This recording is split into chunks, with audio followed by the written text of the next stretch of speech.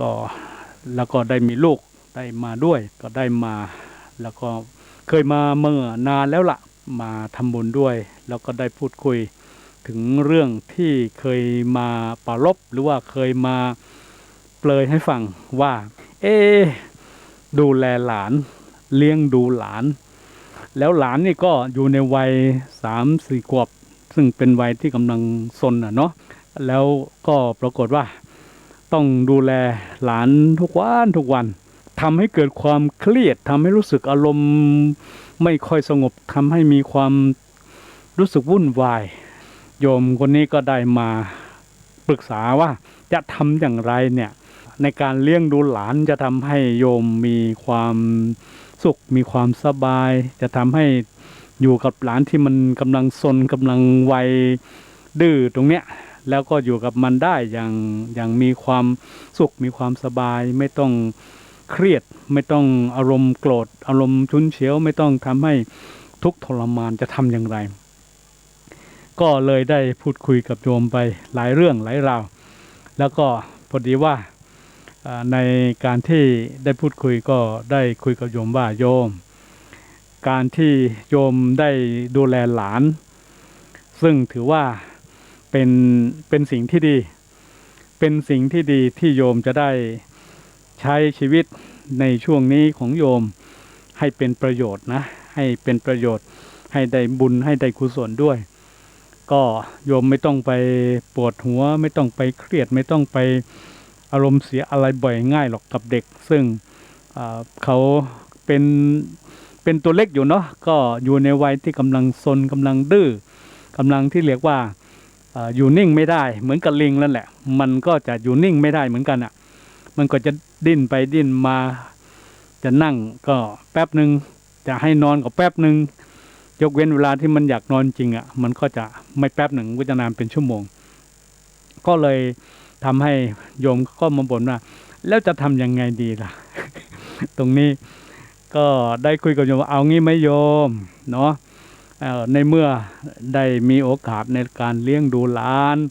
ซึ่งก็ถือว่าเป็นผู้ที่เราเนี่ยได้ได้ทรัพย์อันหนึ่งหรือว่าได้ทรัพย์อย่างหนึ่งก็คือหลานอ่ะเป็นยอดทรัพย์อย่างหนึ่งเป็นยอดการที่โยมจะได้ใช้เวลาใช้สติปัญญาใช้เรื่องของการที่จะได้สร้างคนผลิตคนคือได้สร้างเขาเพื่อที่จะให้เขาเจริญเติบโตให้เขาได้เป็นคนดีให้เขาเป็นคนที่ได้มีประโยชน์เกิดขึ้นในวันข้างหน้าเนี่ยโยมก็คงจะต้องได้มามีความคิดต้องมามีสติสักหน่อยหนึ่งเนาะเพื่อจะเข้าใจถึงธรรมชาติของเด็กที่เขาอยู่ในวัยที่กำลังเขาเรียกว่ากำลังอยู่ในวัยไม่อยู่นิ่งอ่ะอยู่ในวัยที่ต้องดิ้นอยู่ตลอดเวลาเอางี้ไหมถ้าอย่างไงแล้วเนี่ยอาตมาหมายถึงพระนะมีเนี่ยที่เป็นลูกประคำนิยมเห็นไหมที่ใส่เนี่ยเป็นลูกประคำก็พอดีว่ามีลูกประคำซึ่งปกติก็ได้ใช้อยู่บ่อยเนาะเป็นลูกประคำสำหรับใช้เวลาที่จะมีการสวดมนต์ก็ดีเวลาที่จะมีการเจริญสมาธิภาวนาก็ดีนะก็เลยบอกว่าเดี๋ยวพระให้รูปประคำโยมไป1 เส้นนะรูปประคำเนี่ยก็จะใช้ให้โยมนั้นสามารถในการที่จะเลี้ยงหลานซึ่งกำลังดื้อส่วนตรงนี้จะทำให้โยมก็สามารถเลี้ยงได้ดีแล้วก็หลานก็จะเรียกว่าทำให้ไม่คือโยมก็ไม่ต้องมาปวดหัวไม่ต้องมาเครียดไม่ต้องมาอะไรกับลูกนะแต่ว่าเส้นนี้หมายถึงรูปประคำเนี่ยเวลาที่โยมจะใช้เนี่ยโยมจะต้องดูก่อนนะว่ารูปประคำเนี่ยทั้งหมดเนี่ย1 เส้นเนี่ยมีอยู่108 ลูกนะ108 ลูกประโยชน์ที่จะเกิดจากการที่จะใช้รูปประคำในการเลี้ยงหลานด้วยเนี่ยนะโยมบอกคือโยมเวลาที่มีใจที่มันฟุ้งซ่านใจที่มันไม่สงบนิ่งเนี่ยเวลาที่หลานมันดื้อมันซนบอกแล้วไม่ฟังบอกแล้วก็ไม่เชื่อบอกแล้วก็ไม่หยุด แล้วก็มักจะเรียกว่าทำให้เกิดอารมณ์เสียบางทีก็ทำให้ถึงขั้นที่จะต้องทุบต้องตีต้องลงไม้ลงมือกับหลานน่ะเอางี้เปลี่ยนจากการที่โยมเคยด่าหลานเคยใช้การทำโทษด้วยการตีหลานก็ดีด้วยการจะไปบีบแขนหยิกท้องอะไรพวกนี้ ก็ดี ก็คือว่าให้โยมเนี่ยเอารูปประคำเนี่ยที่ให้ไปนี่เนาะมาแล้วก็นั่งลงอะโยมนะนั่งลงเสร็จแล้วก็โยมก็ไม่ต้องสนใจเนาะเราก็คือว่าเราได้ปิดอะไรเรียบร้อยแล้วล่ะเพื่อไม่ให้เป็นอันตรายกับหลานของเราโยมก็นั่งเสร็จแล้วก็ให้โยมเนี่ยใช้รูปประคำนะเริ่มต้นเส้นเม็ดแรกเลยเม็ดแรกคือเม็ดตรงกลางตรงที่มีสร้อยตรงที่มีได้ส้นได้ที่มันห้อยลงไปนะโยมก็นับเวลานับแล้วก็คือว่าให้โยมเนี่ยใช้หัวแม่มือเนี่ยไปจับที่รูปประคำลูกแรกเสร็จแล้วก็ได้ใช้ลมหายใจของโยมนี่แหละเวลาลมหายใจเขาก็ให้ภาวนาว่าพุทนะพุทแล้วก็1 เม็ดนะลมหายใจออกก็โทเป็นเม็ดที่2เนาะก็ให้โยมทำอย่างนี้ไปโยมทำอย่างนี้ไปแล้วสลับกันไปนะพุทโทพุทลมหายใจเข้าโทลมหายใจออกสลับอย่างนี้ไปจนจะโน่นเลยให้ครบ108 เม็ดนะก็ทำไปคือเมื่อครบถึง108แล้วก็ให้โยมสลับใหม่มารับใหม่ก็คือทำอย่างนี้ไปก็โยมก็ได้ไปทำนะไปทำเสร็จแล้วก็จากนั้นก็วันที่2ที่3เวลาที่มีอะไรเกิดขึ้นอย่างนี้โยมก็จะเอารูปประคำนี่มานับพุทโธพุทโธจนผ่านไป5 วันนะวันที่6ก็ปรากฏว่าไอ้เจ้าหลานที่ดื้ออยู่นั้นที่สนอยู่นั้นก็แปลกใจทำไมทุกครั้งเนี่ยเห็นยายเนี่ยจะต้องมาด่ามาเรียกว่ามาบ่นหรือบางทีก็ต้องมาทุบมาตีนะทำไมอาทิตย์นี้นี่ไม่เห็นยายมาบ่นมาทุบมาตีเหมือนเมื่อก่อนแต่เห็นยายนั่งหันหลังแล้วก็มีลูกเป็นกลมๆอะไรก็ไม่รู้แล้วก็มานั่งนับหลานเกิดความงงหรือสงวนใจจะทำยังไงดีหลานก็เลยได้ย่องมาแล้วก็มานั่งลงที่ยายแล้วก็บอกว่ายายทำอะไรยายทำอะไรถามยายก็บอกว่าหลานอย่ายุ่งนะอันนี้ยายกำลังทำอะไรก็บอกว่ายายกำลังนับลูกประคำที่ยายถืออยู่กับหลานทีนี้พอเห็นยายนั่งแล้วก็ยายก็เหมือนกับว่าท่องภาวนาว่าพุทโธพุทโธหลานก็นั่งลงบ้างนั่งลงบ้างนั่งลงก็ว่าตามที่ยายว่าเนาะพุทโธพุทโธผ่านไป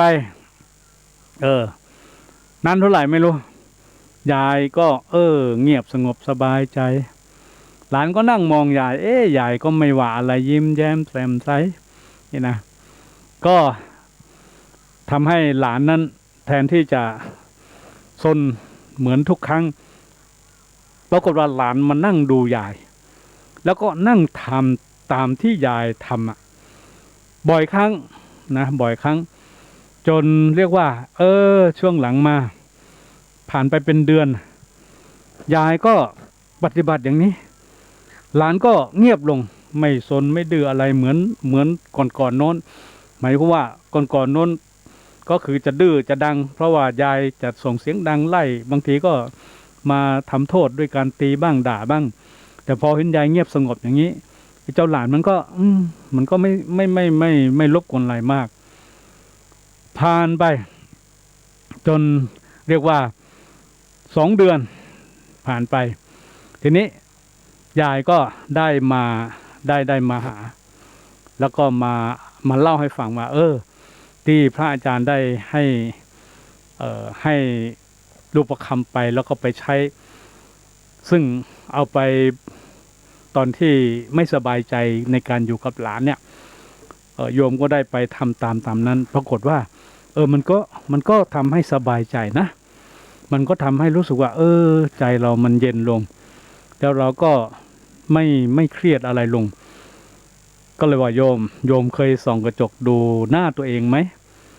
ตอนนี้เนี่ยกับก่อนโน้นหน้าตาของโยมเนี่ยเปลี่ยนไปไหมโยมก็ว่านั่นสิตอนนี้เนี่ยมันก็มีคือไปหน้าจะมีความ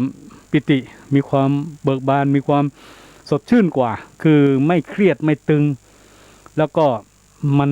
ทำให้ดูมีความรู้สึกมีคือดูมันดีขึ้นอ่ะก็ในบอกอ่ะ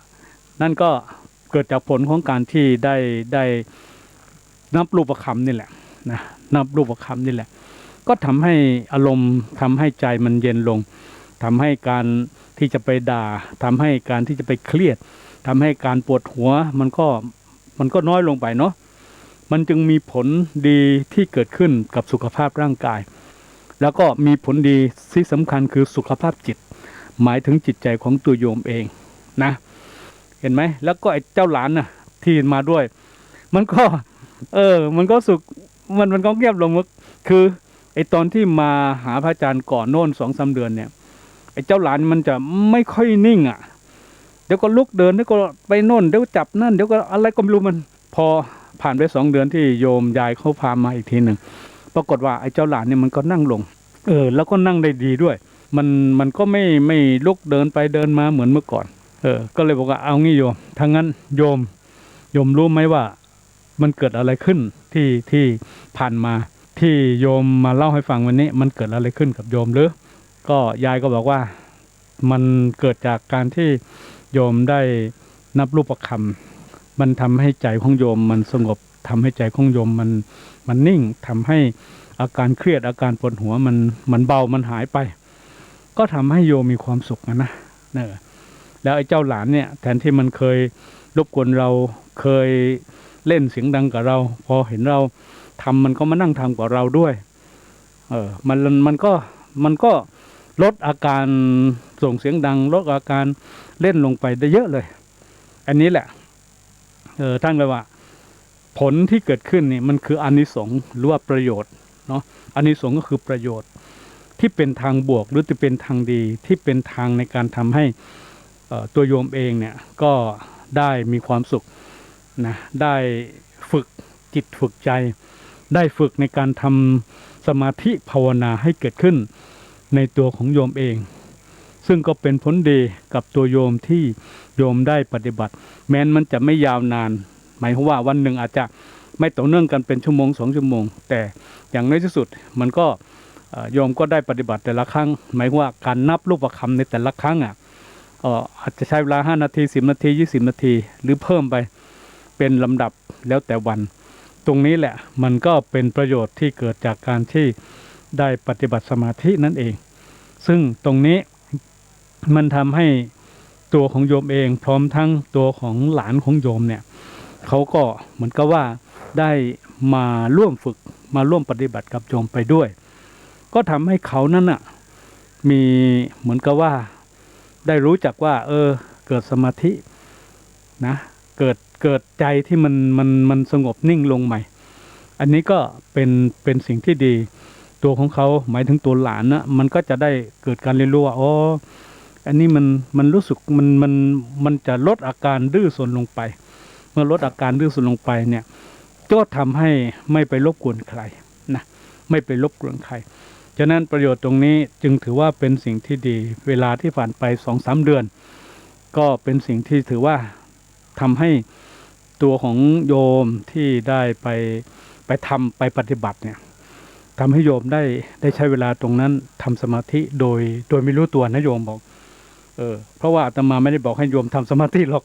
เพียงแต่ว่าให้ใช้รูปคำนี่มานับแล้วก็ภาวนาว่าพุทโธเท่านั้นน่ะแต่พอผ่านไป2 เดือน 3 เดือนโยมเป็นการปฏิบัติสมาธิรู้จักไหม การที่มีปฏิบัติอย่างนั้นการที่มีใจสงบอย่างนี้ถือว่านั่นคือการเจริญสมาธิภาวนานั่นคือการปฏิบัติในทางสมาธิภาวนาวันนี้ก็ถือว่าโยมได้ปฏิบัติมาถึงระดับหนึ่งมาถึงเรียกว่าการทำจิตทำใจหรือการที่ทำให้ตัวของโยมได้ใช้เวลาในการเจริญสมาธิภาวนาซึ่งถือว่าจะเป็นประโยชน์ต่อสุขภาพจิตถือจิตใจแล้วก็จะเป็นประโยชน์ต่อสุขภาพกายก็คือจะทำให้ร่างกายเนี่ยมันจะไม่มีอาการเร่าร้อนหรือไม่ทำให้ปวดหัวตัวร้อนหรือมันไม่ทำให้เกิดอาการอ่อนล้าเพราะว่าอายุเยอะแล้วเนี่ยนะก็ฉะนั้นมันก็เป็นประโยชน์ในการที่ได้พักผ่อนไปด้วยในตัวก็เลยได้คุยกับโยมไป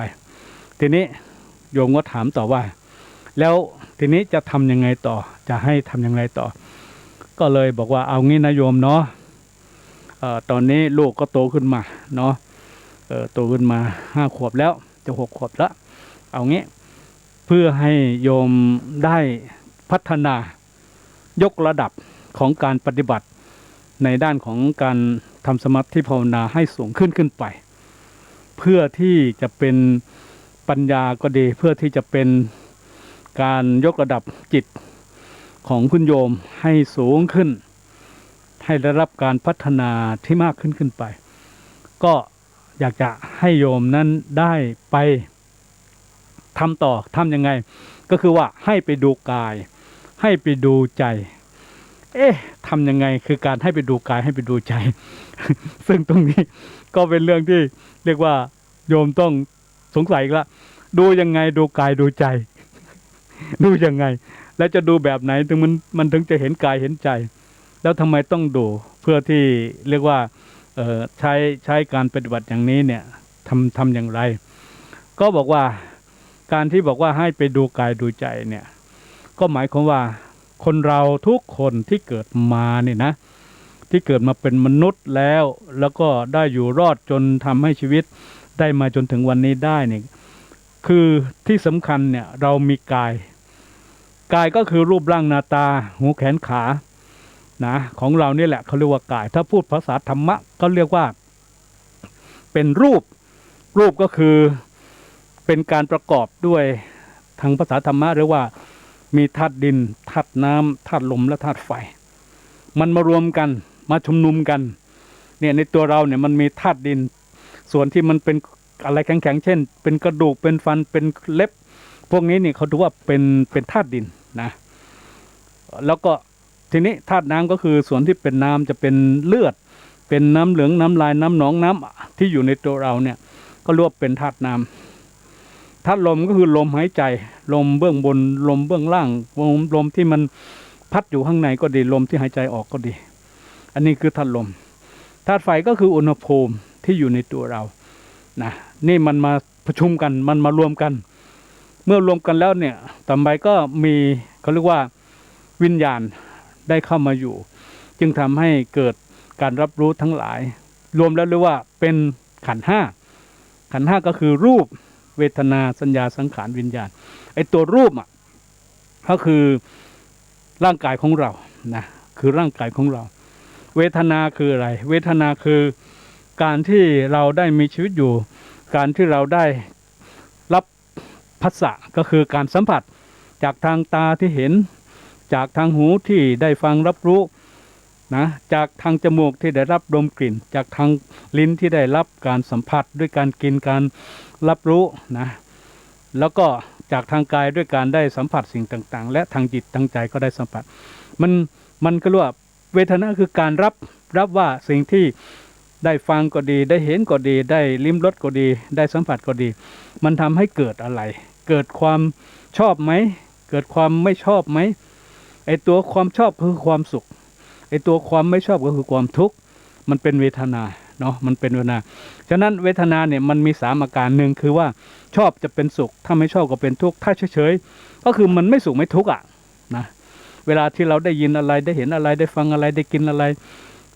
มันรับรู้แล้วมันได้สัมผัสแล้วมันเกิดการตอบรับอย่างไร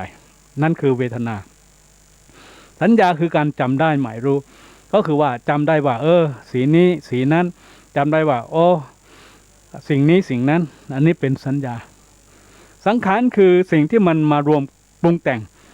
เช่นตาเราเห็นสมมติเราเห็นรูปภาพที่มันเป็นของสวยของงามจะเป็นรูปภาพเสื้อผ้าดอกไม้เราชอบอะไรมันปรุงแต่งก็คือว่าไอ้ตัวรูปภาพมันมาปรุงแต่งจิตใจของเราปรุงแต่งการเห็นของเรา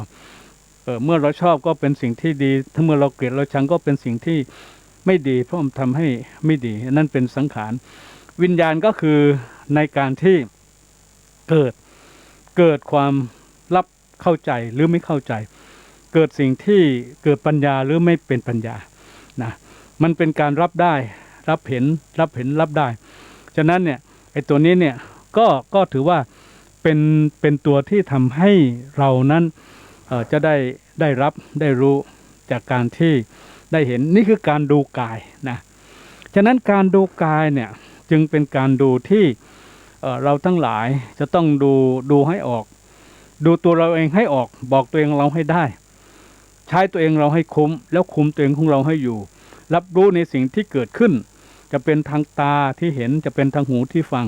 จะเป็นทางปากที่ได้ลิ้มรสจะเป็นทางจมูกที่ได้รับกลิ่นหรือจะเป็นทางกายที่เกิดจากการสัมผัสต่างๆและทางใจที่ได้เกิดอาการในการที่จะรับในสิ่งนั้นถ้าเกิดว่าเราได้รู้รับรู้เข้าใจแล้วใช้สติแล้วใช้ปัญญาในการรับรู้และเข้าใจนะมันจะทำให้เราเกิดทุกข์ก็อยู่ที่นั่นสุขก็อยู่ที่นั่นนี่คือการดูกายนะดูกายฉะนั้นแล้วเนี่ยที่บอกว่าเรามาหัดดูกายดิโยมมาหัดดูกายของโยมต่อไปได้ไหมนี่นะทีนี้เอาแล้วดูใจดูยังไง ก็ใจก็คือว่าส่วนที่เป็นเวทนาสัญญาสังขารนั้นเป็นใจเนาะ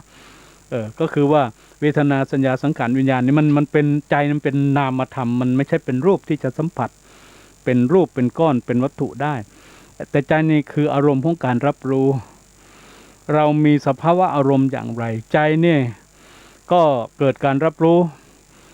ในสิ่งไหนบ้างคือใจเนี่ยมันเกิดดับอยู่ตลอดเพราะมันมีเรื่องนั้นเกิดขึ้นแล้วก็มีเรื่องใหม่เกิดมามีเรื่องใหม่เกิดขึ้นก็เรื่องอันนั้นก็ดับไปคือเราสังเกตดูไหมว่าใจของพวกเราเนี่ยในแต่ละครั้งแต่ละเวลาเนี่ยมันเกิดคิดอะไรไปสารพัดเป็นร้อยแปดเป็นพันเนาะซึ่งตรงนั้นเนี่ยจิตใจหรือว่าอารมณ์ของใจเนี่ยมันได้มีการคิดนะมันได้เกิดอยู่ในใจซึ่งถ้าเรานั่งอยู่แล้วเนี่ยมันไม่รู้กี่เรื่องกี่ราวที่มันแวบขึ้นมามันเกิดขึ้นมาแล้วก็ดับเกิดขึ้นมาแล้วก็ดับเกิดขึ้นมาแล้วก็ดับคือมันเกิดขึ้นกี่เรื่องกันแน่ในแต่ละเวลาในแต่ละนาทีลองโยมลองคิดดูนะถ้าเกิดว่าโยมเนาะได้นั่งอยู่แล้วก็คิดดูนะมันจะเกิดสิ่งที่มันผุดขึ้นมาในใจของโยมเนี่ยไม่ว่าจะเป็นเรื่องวันนี้วันไหนหรือเรื่องในอดีตที่ผ่านมาหรือเรื่องที่เป็นณปัจจุบันหรือเรื่องที่เป็นอนาคตคิดสารพัดนะมันเกิดขึ้นทีนี้การดูใจคือดูอย่างไรเราจะดูอย่างไรเราจะใช้อะไรดูใจของเราถ้าจะพูดทางภาษาธรรมะหรือว่าจิตดูจิตนะเราจะต้องดูจิตของเราจะดูอย่างไรเพราะจิตนี่มันฟุ้งซ่านจิตนี่มันไปสารพัดมันคือจิตเนี่ยมันจะไปในหลายเรื่องในแต่ละเวลาเนี่ยมันเกิดดับอยู่ในมากมายมหาศาลสิ่งที่เราจะมาดูจิตของเราได้ต้องมีสติต้องมีปัญญาเราต้องเอาสติไปตามดูจิตของเราตามดูมันยังไงในขณะที่โยมนั่งอยู่เนี่ยถามว่าจิตของเราอยู่ที่ไหนอยู่ที่ตัวไหมหรือว่าอยู่ที่เรื่องหลานหรือว่าอยู่ที่เรื่องลูกหรือว่าอยู่ที่เรื่องงานหรือว่าอยู่ที่บ้านหรือว่าอยู่ที่ของกินหรือว่าอยู่ที่ทีวีหรือว่าอยู่ที่การพูดคุยกับญาติคนนั้นคนนี้หรืออยู่ที่อดีตอะไรสารพัดฉะนั้นเวลาที่เราจะดูจิตของเรานี่เราต้องมีสติไปตามดูสิตามดูจิตตัวเองว่าจิตมันอยู่ที่ไหนในแต่ละเวลามันไหลไปอยู่ตรงไหนมั่งย้อนไป100 ปีมันอยู่100 ปีไหมคือให้เอาสตินี่แหละตามดูจิตของเราเองตามดูให้รู้ตามดูให้ทันแล้วก็เอาให้มันมาอยู่ในปัจจุบันว่าตอนนี้กำลังนั่งก็คือนั่งตอนนี้กำลังนับรูปคำก็คือนับรูปคำตอนนี้กำลังคิดอะไรก็คือให้สติเกิดให้สติมีนะเพื่อจะตามดูจิตของเราฉะนั้นก็อยากจะให้โยมเนี่ยได้ดูกายกับดูใจก็คือดูกายกับดูจิต นะเพื่อที่เรียกว่าเอ๊ะทำไมต้องมาดูกายดูจิตก็เพื่อจะฝึกนะฝึกตัวเองเราต้องมาฝึกรู้กายที่ใจนะเราต้องมาฝึกรู้กายที่ใจรู้จิตที่สติของเราคือสติคือการระลึกได้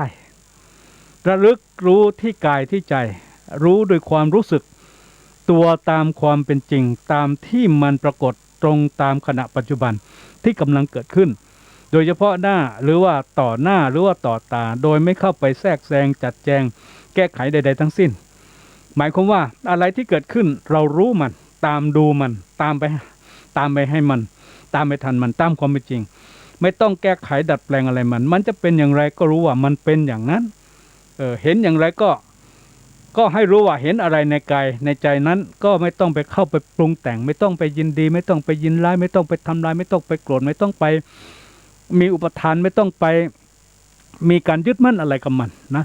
แล้วก็รู้แล้วก็อยู่กลางๆอยู่สบายๆตามดูรู้มันว่า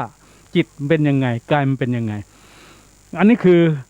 คือการที่เราจะได้ดูกายเป็นการหัดดูกายแล้วตัวของโยมเองเวลาที่โยมดูตรงนี้ให้กำหนดอะไรรู้ไหมก็คือว่าเวลาที่ตามดูแต่ละครั้งลมหายใจเข้าออกของโยมเนี่ยเนาะโยมต้องพยายามนะว่าไม่ใช่เราปล่อยเอาสติไปตามจิตของเราไปเรื่อยจิตของมันคือจิตของเราเนี่ยโยมมันจะไป108ที่108เรื่องเป็นพันเรื่องอะนะพวกเราลองนึกดูกันแล้วกันว่าตอนนี้นั่งอยู่แป๊บเดียวเนี่ยมันคิดไปกี่เรื่องแล้วมันระลึกไปถึงกี่เรื่องแล้ว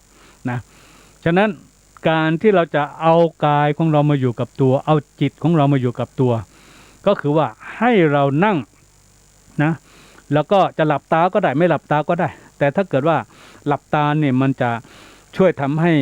การดูนี่ชัดเจนการเห็นด้วยปัญญาด้วยสติในนี่มันจะเห็นชัดเจนนะก็ให้เรานั่งก็ได้ยืนก็ได้ไม่เป็นไรนะ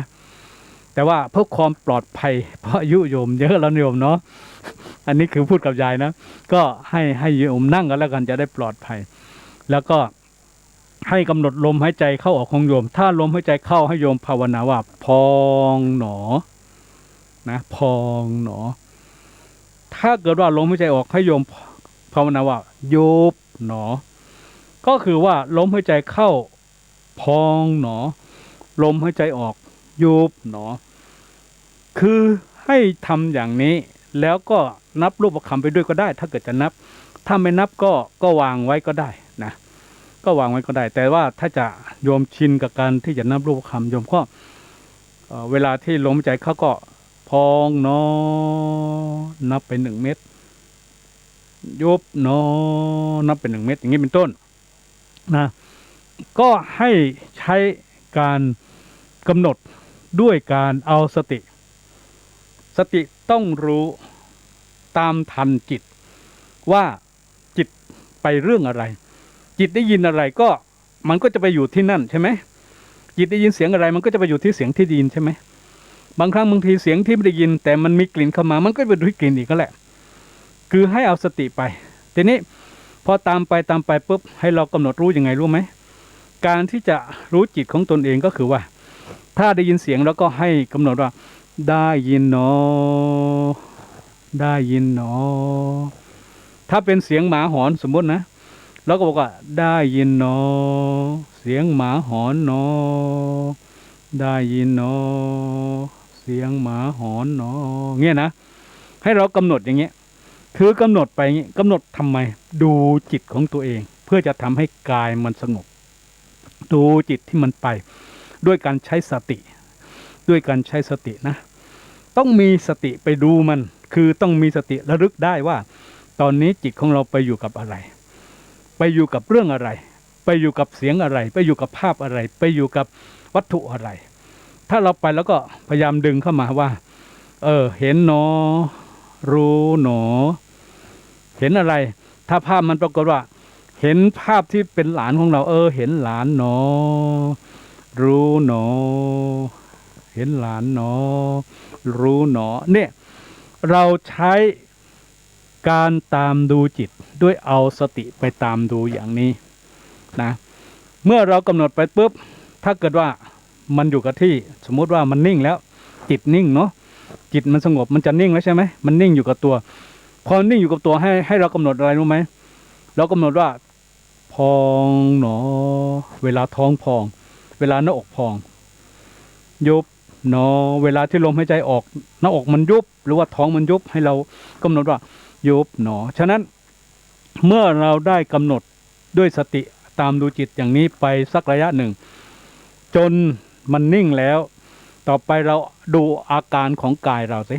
อาการที่ว่านี่คือดูอะไรดูหน้าอกก็ได้ดูที่ท้องของเราก็ได้เวลาที่ลมหายใจเข้าเนี่ยมันจะพองใช่ไหมหน้าอกพองก็ดีท้องพองก็ดีให้เราภาวนาว่าพองหนอพองหนอนี่แต่ถ้าเกิดลมหายใจออกให้เรากำหนดรู้ด้วยกันมีสตินะรู้ว่ายุบหนอยุบหนอยุบหนอเรากำหนดไปอย่างนี้นะเมื่อกำหนดไปอย่างนี้เรื่อยๆเนี่ยพอจิตมันสายมันฟุ้งซ่านไปอีกเรื่องไหนก็ไม่รู้เราก็ตามมันรู้หนอเห็นเกิดโกรธขึ้นมานะมันเป็นสิ่งที่ทำให้โยมนั้นจะต้องมีสตินะว่าถ้ามันเกิดอาการโกรธขึ้นมาเราจะต้องมีสติรู้ทันว่าไม่โกรธนะเพราะถ้าไม่รู้ทันมันนะมันจะทำให้เรานี่เรียกว่ามีอาการที่คุมตัวเองไม่อยู่มันก็จะทำให้ลืมตาทำให้ไม่ทำต่อมันก็จะทำให้หยุดมันก็จะทำให้มันไม่สามารถจะหายโกรธได้ฉะนั้นก็คือว่าเวลาที่โยมมีอาการอย่างนั้นโยมต้องมีสติรู้ทันอ๋ออันนี้ความโกรธกำลังเกิดขึ้นใช่ไหมเกิดขึ้นมาเนี่ยดีไหมโยมต้องเหมือนกับว่าโยมจะต้องมีสติถามตัวเองด้วยว่าดีไหมเนี่ยอาการโกรธมันเกิดขึ้นมานี่มันดีไหมถ้าไม่ดีจะให้มันโกรธต่อไหมโยมก็ต้องถามตัวเองแต่ถ้าเกิดว่าโกรธแล้วไม่โกรธเราก็ต้องกำหนดให้รู้ว่าตอนนี้ที่โกรธที่อารมณ์เสียเพราะอะไรที่โกรธที่อารมณ์เสียเพราะว่าใจมันไม่สงบมันไม่นิ่งเพราะมีอันโน้นอันนี้คิดเรื่องโน้นเรื่องนี้มันจึงทำให้มีอาการนั้นอันนี้คือการที่โยมมีปัญญาแล้วอาการที่โยมมีสติเมื่อได้อย่างนั้นแล้วเนี่ยตัวของโยมเองก็จะค่อยๆ คลายความโกรธอาการที่มันเป็นความหงุดหงิดของใจมันก็จะค่อยๆเย็นลงฉะนั้นโยมต้องกำหนดว่าพองหนอยุบหนอเมื่อกำหนดแล้วถ้ามันยังมีอาการโกรธก็ให้กำหนดว่าโกรธหนอรู้หนอโกรธหนอรู้หนอโกรธหนอไม่ดีหนอร้อนหนออะไรก็นี่คือเราบอกอาการที่มันเกิดขึ้นกับตัวเราจริงๆอย่างนี้แล้วมันจะมีสติเราจะต้องใช้สติเมื่อเรามีสติใช้สติเสร็จแล้วปุ๊บจากนั้นมันจะทำให้สิ่งที่เราเกิดอาการตรงนั้นมันก็จะเกิดการเรียนรู้พอเกิดการเรียนรู้ว่าความโกรธนี่ไม่ดีความโกรธไม่งามความโกรธไม่สวยความโกรธมันทำให้มันสงบความโกรธมันทำให้ไม่เย็นเราก็จะเกิดการเรียนรู้แต่ถ้าเมื่อเราได้เกิดรู้แล้วปุ๊บจะทำให้รู้จักการระงับอารมณ์โกรธแล้วจะทำให้รู้จักการคลายความโกรธมันก็จะทำให้มีความสงบทดแทนอาการที่มันโกรธจะทำให้เกิดความเย็นทดแทนความร้อนที่มันเกิดนี่คือสิ่งที่เรียกว่าเป็นการใช้สติดูจิตของตนเองเพื่อจะทำให้รู้จักว่ากำลังสัมผัสกับอะไรกำลังรับรู้กับอะไรและการที่เรามีจิตไปรับรู้แล้วสัมผัสกับสิ่งนั้นแล้วสิ่งที่มันเกิดขึ้นมันทำให้ตัวของเราเนี่ยจิตใจของเราเนี่ยมีความสงบเย็นหรือมีความเร่าร้อนหรือเกิดความวุ่นวายฉะนั้นตัวสติตรงนี้มันทำให้เกิดปัญญาเมื่อทำให้เราได้เกิดปัญญาอย่างนั้นได้แล้วเนี่ยจากนั้นถามว่าแล้วจะทำยังไงต่อคงต้องทำให้เรียกว่าจะต้องมีการเรื่องของการที่จะต้องฝึกตัวเอง ในการดูกายและดูจิตนั้นให้มากขึ้นเพิ่มอย่างไรการเพิ่มในการดูจิตดูกายให้มากขึ้นก็คือว่าอะไรที่มันเกิดขึ้นเรามีสติตามดูตามรู้มันเมื่อตามดูตามรู้มันเราก็ไม่ต้องไปยึดติดกับมันไม่ต้องไปหลงไหลกับมันไม่ต้องไปจดจำกับมันไม่ต้องไปมีอุปทานยึดมั่นในตัวของการที่ได้เห็นได้รู้เราก็ปล่อยมันเฉยๆเราก็กำหนดของเราว่าถ้าเกิดลมหายใจเข้าก็พองหนอลมหายใจออกก็ยุบหนอกำหนดไปแล้วทีนี้ก็มาดูว่ากายของเราเป็นยังไงมันจะมีจิตที่เกิดความสงบแล้วมันก็จะทำให้เกิดอาการที่เป็นความเย็นความเบาความปีติความ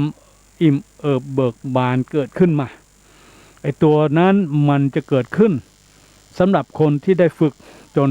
จนเรียกว่ามีพลังแล้วมีสมาธิดีแล้ว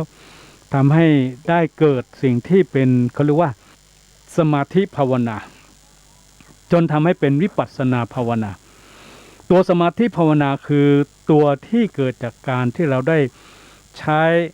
เรื่องของการภาวนามาเป็นตัวทำให้จิตมันสงบหรือใช้การกำหนดหรือใช้วิธีหรือใช้อุบายอะไรก็แล้วแต่เพื่อทำใจของเราให้มันสงบให้มันหยุดนิ่งแต่ตัวปัญญาเนี่ยเขาเรียกว่าวิปัสสนาเนี่ยมันเป็นตัวสติและเป็นตัวปัญญาที่ทำให้เราได้เห็นอาการที่มันเกิดขึ้นจากจิตที่มันไม่สงบว่ามันทำให้เกิดอาการอะไรเกิดขึ้นมาบ้างถ้าหากจิตของเรามันไม่สงบนะหรือจิตของเราไม่เป็นสมาธินะมันมีอาการอะไรเกิดขึ้นมันมีความหรือความสุขมันมีสิ่งที่เป็นความสงบเย็นหรือเป็นความเร่าร้อนมันเป็นสิ่งที่ทำให้เกิดความเข้าใจถึงกายถึงใจหรือทำให้สิ่งที่มันเกิดขึ้นมันทำให้เราหลงในกายในใจอันนั้นคือตัวของสมาธิหรือตัวของการที่เราได้ใช้อุบายแต่ไอตัววิปัสสนาเนี่ยมันเป็นตัวปัญญาที่ทำให้เข้าใจอ๋อมันอย่างนี้เองมันอย่างนี้เองคือมีอาการที่เข้าใจด้วยปัญญาเวลาที่มีความทุกข์อะไรเกิดขึ้นมาเวลาที่มีอาการเครียดเกิดขึ้นมาเวลาที่มีความโกรธเครียดขึ้นมาพอเรารู้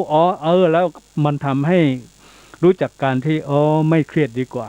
ไม่ทุกข์ดีกว่าคือไอ้ตัวนั้นแหละตัววิปัสสนามันเป็นตัวปัญญามันจะทำให้เราได้รู้จักว่าเป็นอย่างนี้มันเป็นอย่างนั้นหมายความว่าการปฏิบัติหรือ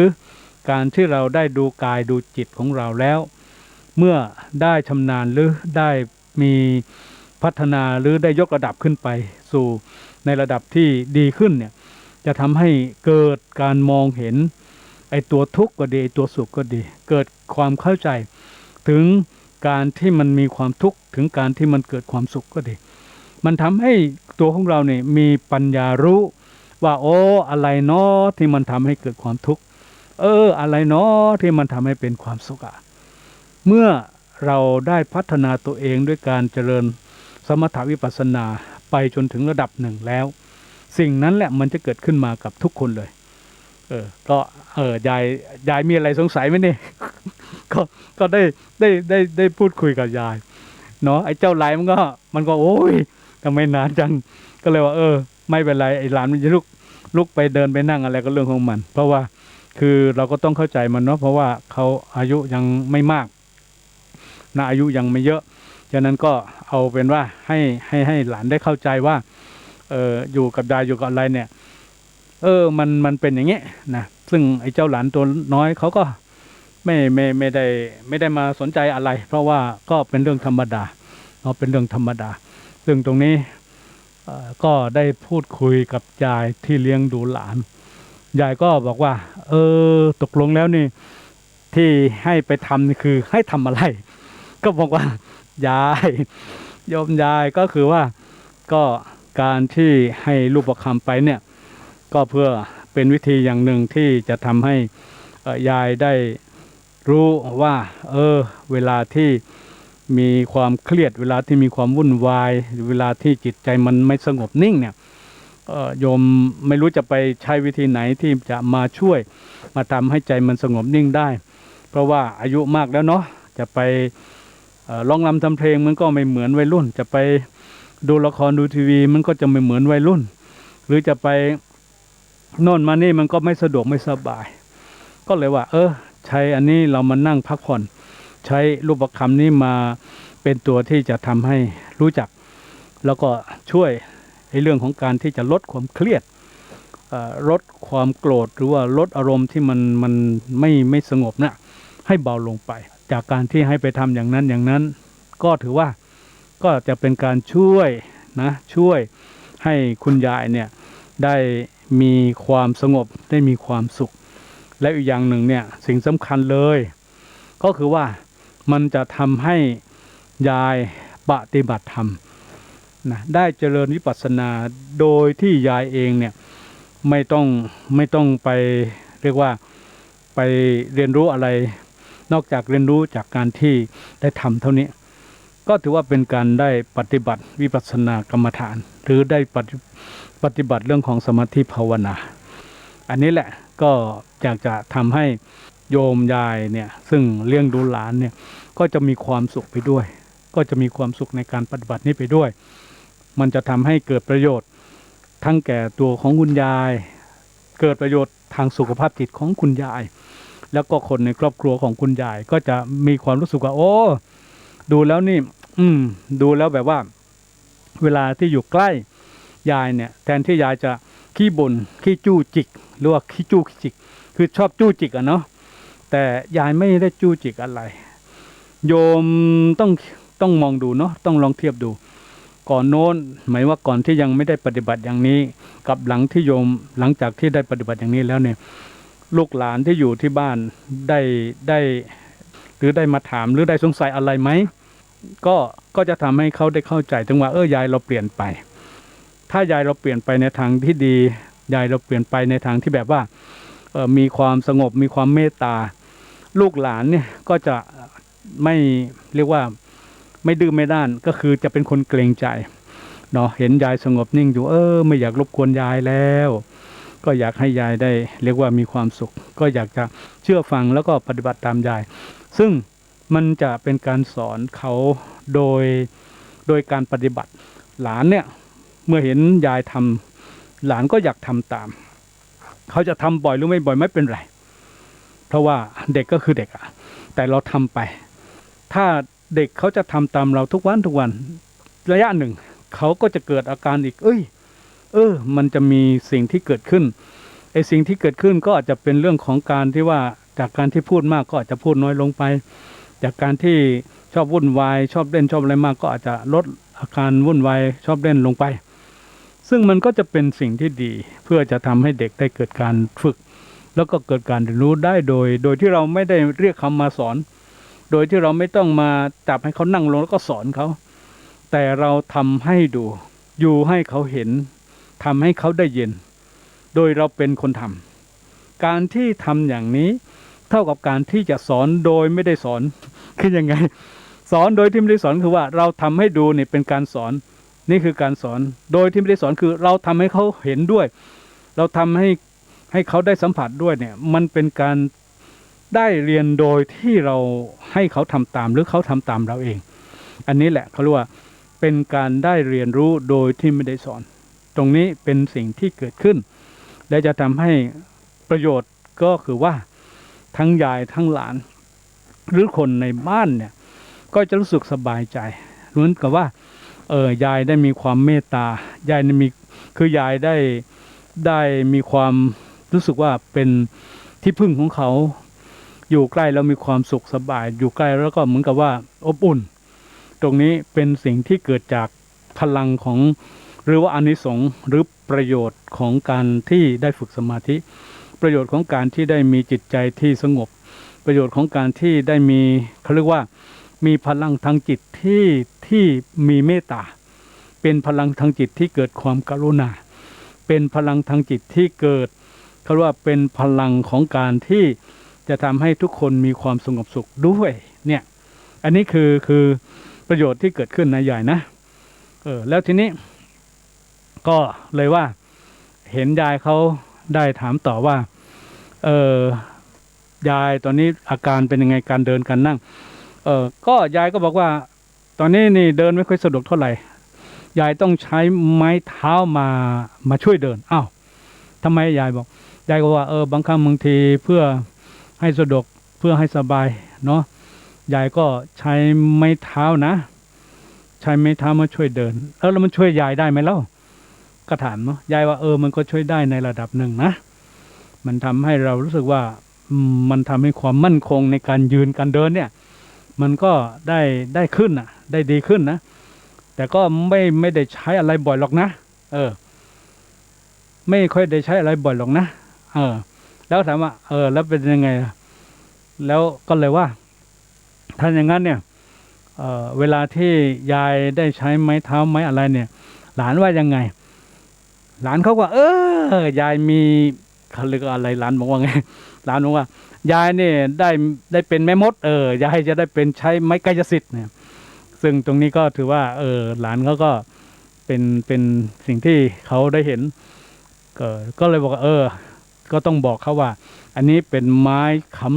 เป็นไม้เท้าที่ค้ำยัน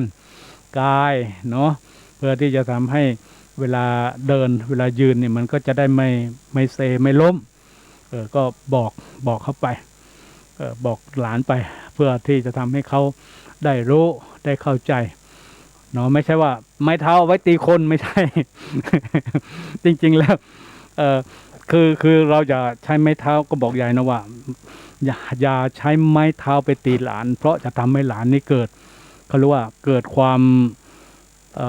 คือมันจะทำให้อาการหรือเกิดจิตใจที่เป็นการตก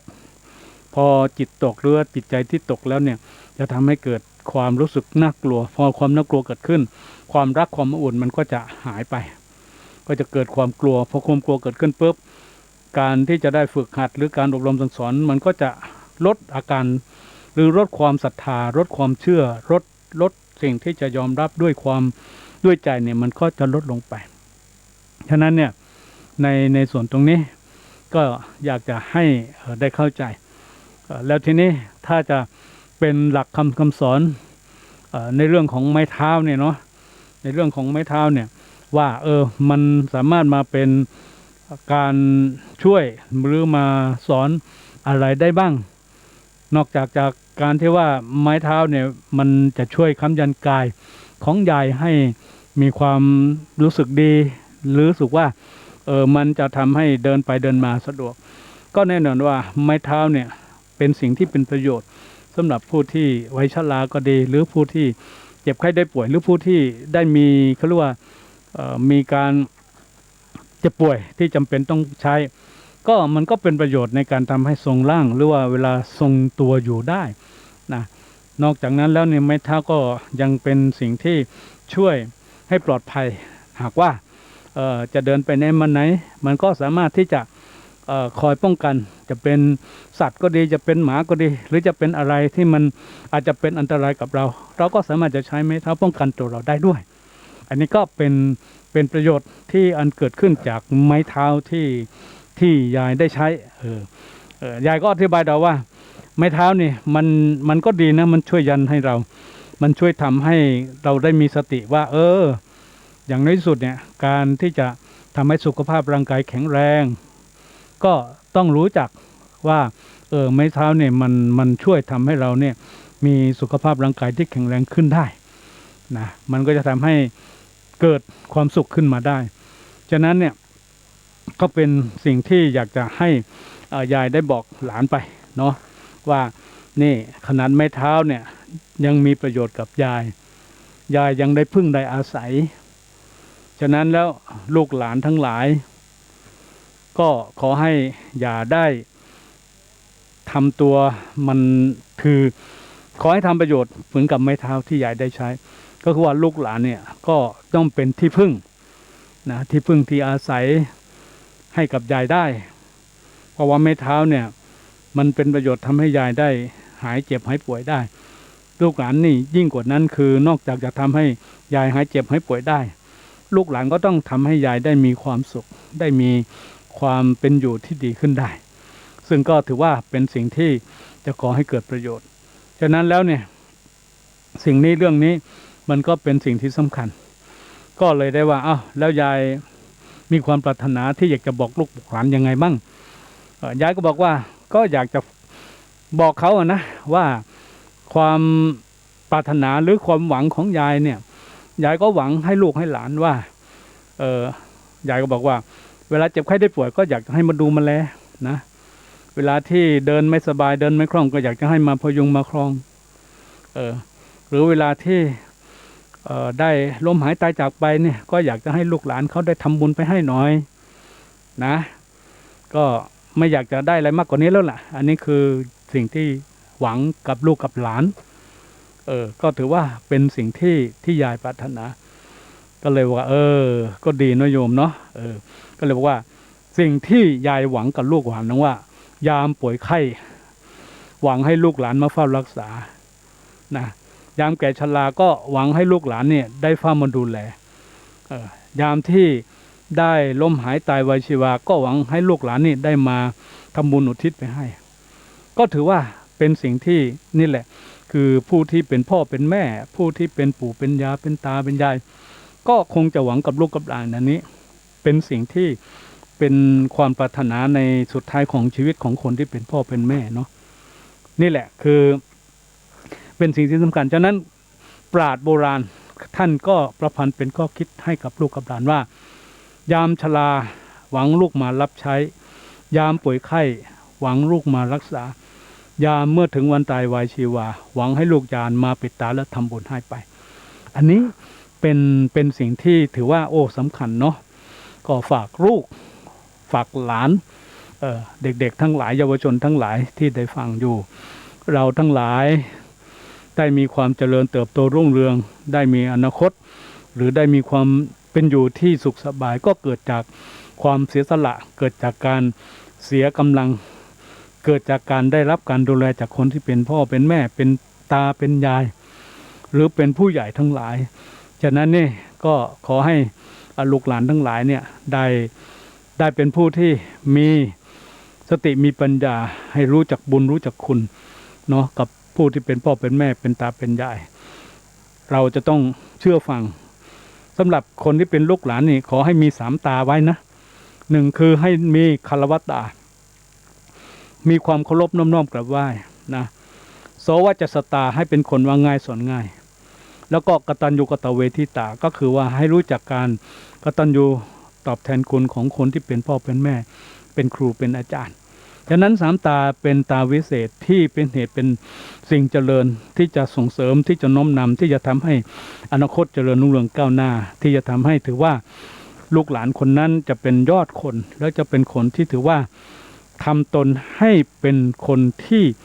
รู้จักคุณคนเป็นลูกที่ดีเป็นหลานที่ดีก็ถือว่าเป็นสิ่งที่ประเสริฐขอฝากให้ทุกคนเนาะว่าถ้าเกิดท่านมีตาหรือไม่มีตามียายหรือไม่มียาย